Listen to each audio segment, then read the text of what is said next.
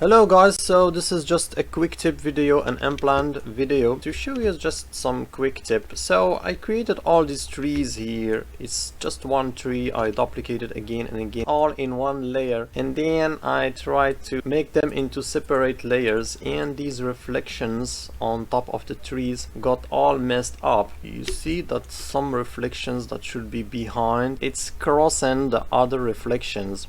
So we need some rearrangements of these strokes here. It's very hard to do. There is a tool for that, of course, here. It's called arrange. Initially there are no shortcuts for these two guys here, so I created shortcuts. To create a shortcut, you do right click and then change shortcut. If we try that here, change shortcut, we do Control Alt for bring forward, Control Alt and then plus.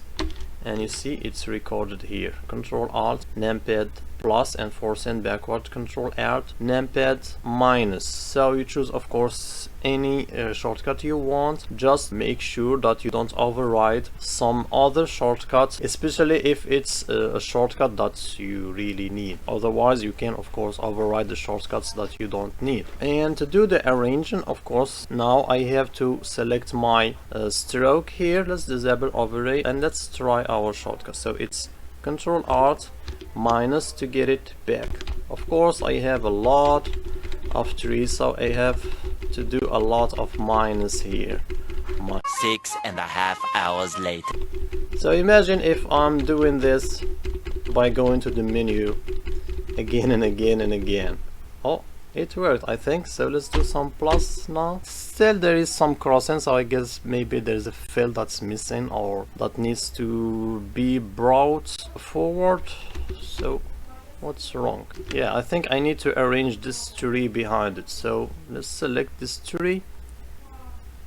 Let's select these two strokes, so the reflection and the tree behind it, and then we try to bring them back. So Control Alt minus and do that again.